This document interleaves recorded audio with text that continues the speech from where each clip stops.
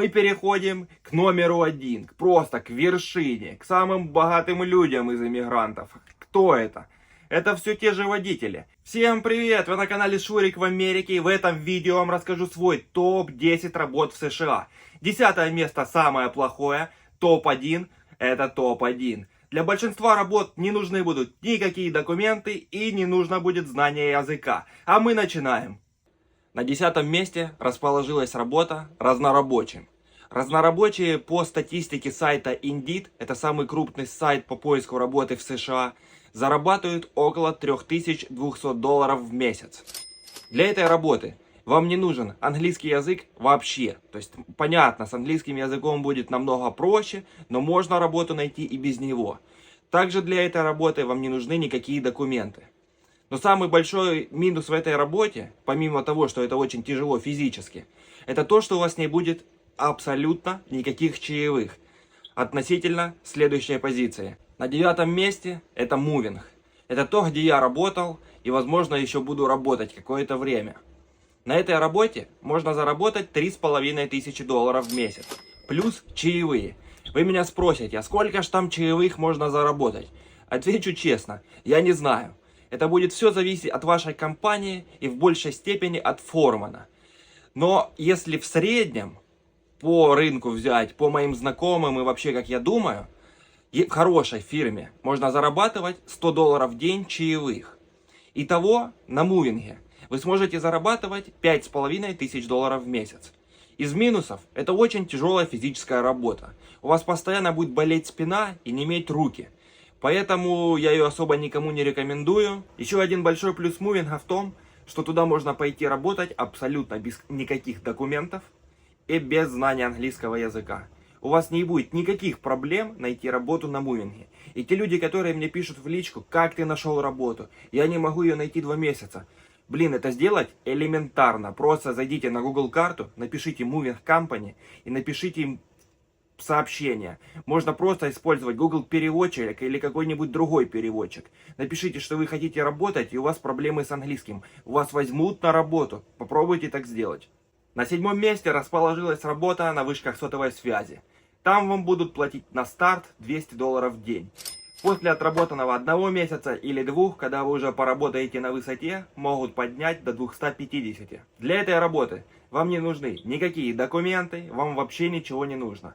Единственное, что вам нужно, это не бояться высоты, потому что вы будете работать на вышках сотовой связи. Еще из минусов, это то, что вы постоянно будете находиться в командировках. А это довольно-таки тяжело. И это работа на улице, то есть вы сами понимаете, погодные условия. В общем, работа не самая простая. Но я ее поставил, что она лучше, чем мувинг, потому что от нее у вас не будет каждую ночь болеть спина и не иметь руки. А мы переходим дальше. Ну а теперь моя любимая работа на ближайшие 3 месяца. Это так, следующий шажочек. Это работа в Uber Eats.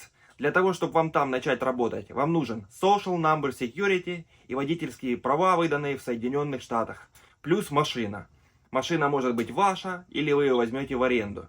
Но на арендованной никому не рекомендую. Проще взять машину в кредит, так получится дешевле. В Uber Eats можно заработать около $5000 в месяц, если работать 5 дней в неделю по 12 часов. Из минусов этой работы, я уже немножко имею опыт, я работал в Канаде, это вечный поиск апартаментов. Как же это сложно, бывает действительно трудно разобраться. Еще один минус в том, что вы будете ездить все-таки на своей машине, а значит вам нужно будет немного откладывать на ее ремонт. Поэтому стоит брать более-менее хорошую машину, чтобы она у вас не развалилась на следующей неделе. А мы идем дальше. И мы немножко разбавим обстановку, я вам покажу Нью-Йорк, пока буду рассказывать про эту работу. На 5 месте расположилась работа водителем или доставщиком посылок в компаниях по типу UPS. По статистике сайта Indeed такой водитель получает около $5000 в месяц. Для такой работы вам нужен Social Security Number, водительские права, выданные в Соединенных Штатах, и для некоторых компаний разрешение на работу. То есть туда вы сможете пойти через 3 месяца, а может и через год. Но эта работа хороша тем, что вы не используете свою машину. А из минусов у вас будет график и начальник. Но в плане заработка, особенно в небольших городах, это лучше доставки, так как более стабильно даются бенефиты в виде медицинских страховок. А теперь бокс-трак. На бокстраке можно зарабатывать от 6 до 8 тысяч долларов сейчас. Для этой работы вам нужны водительские права, Social Security Number, а также, скорее всего, вам придется открыть свою компанию. Но не переживайте, в Соединенных Штатах можно открыть компанию за 1 день. Минусы этой работы, потому что вахты. Вы будете работать 3 недели и 1 неделю будете дома. Это в основном, может у вас, конечно, будет по-другому. Поправочка. Работа довольно-таки неплохая. Платят хорошо. Здоровье вы свое так не уничтожаете, как на мувинге или на вышках сотовой связи. Намного стабильнее, чем Uber Eats. Не убиваете свою машину, не тратите на бензин. Поэтому эта работа находится выше к топу. А на 4-м месте расположилась работа в такси. А именно Uber и Lyft. Так как я считаю эти 2 службы самые популярные. Водитель в такси может зарабатывать примерно чистыми 25 долларов в час. Но это все очень сильно зависит от города. Если вы будете работать в Нью-Йорке можно заработать больше. Но для Нью-Йорка нужна лицензия, а также пробки. Не у всех железные нервы и не все могут работать в Нью-Йорке. Помимо лицензии вам нужно будет иметь водительские права, чтобы у вас стаж был в Соединенных Штатах 1 год, а также Social Security Number. Если вы будете работать 5 дней в неделю по 12 часов, по моей статистике вы заработаете 6 тысяч долларов. Наш бронзовый призер – это работа хэндименом. Хэндимен зарабатывает в час 35 долларов. После вычета налогов, после комиссий, после всего 35 долларов в час чистыми можно зарабатывать. Но это только 3-е место, потому что эта работа нестабильная. У вас очень много будет разрыв между заказами. Вы будете просто сидеть в машине. Поехать домой вы не успеете, потому что вам нужно будет ехать на следующий заказ, и у вас будет просто не хватать времени. А также очень большие требования для этой работы. Вам нужна будет машина, свои инструменты и Social Security Number. А также, возможно, если вы захотите пойти работать в какую-то компанию хэндименом, у вас могут попросить разрешение на работу. Но если вы пойдете работать в компанию хэндименом, платить вам будут в 2 раза меньше. Также эта работа хорошая в больших городах. Потому что в маленьких мало заказов. То есть, если вы живете в Лос-Анджелесе, Майами, Нью-Йорке, у вас будет точно много работы. Особенно, если вы любите что-то делать руками. Я, допустим, рукожопый, я могу что-то сломать. А теперь наш серебряный призер. Это работа водителем с CDL. Водитель с CDL в Соединенных Штатах за 3 недели, за 21 день и потом неделю выходной может заработать около 10 тысяч долларов. Это сейчас. Потому что сейчас в Соединенных Штатах в логистике кризис. Раньше можно было заработать и 15 тысяч долларов. У меня есть люди, которые работают на бокстраках. Есть люди, которые работают как CDL-водители. CDL-водители всегда получают больше. Минус этой работы вам нужно сдать на CDL. Чтобы пойти учиться на CDL, вам нужно разрешение на работу, легальный статус в стране. Плюс эти курсы стоят от 3 до 5 тысяч долларов и учиться можно 3 месяца.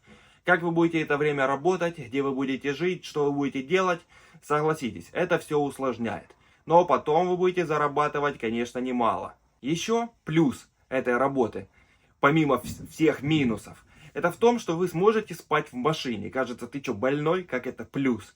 Это плюс, потому что если вы будете работать на бокстраке, вам придется арендовать гостиницу или спать на пассажирском сиденье. А если вы будете ездить на большом траке, у вас там будет люлька. В общем, можете спорить, можете не спорить. В моем списке это на 2-м месте. Я не знаю, где можно еще так заработать, где платят столько денег, возможно, программистам, или если у вас свой бизнес, вы, может, какой-то врач. Но для обычного человека, который сюда приехал, и он отучился в институте, как мы большинство учились, да, просто там числились, это очень хорошая работа, очень хорошие деньги. А мы переходим к номеру 1, просто к вершине, к самым богатым людям из иммигрантов. Кто это? Это все те же водители, только они работают не на кого-то, а на себя. Если вы работаете как CDL-водитель на своем траке, честно скажу, я не знаю, сколько они зарабатывают. Это все зависит от брокера и от кучи разных деталей. Правды так не узнать, это действительно все зависит от конкретного человека. Но я могу сказать точно, они зарабатывают больше, если они сами работают на своей машине, чем просто наемный работник. Также, друзья, Пожалуйста, напишите ваше мнение. Может, я какие-то работы пропустил. Пишите в комментариях, какая, по вашему мнению, самая лучшая работа. И где сейчас работаете вы. Если вам это видео понравилось, я старался сделать картинку, свет. В общем, не будем об этом. Просто, пожалуйста, подпишитесь на этот канал и поставьте лайк. Всем спасибо большое за просмотр. Удачи, до встречи в Америке.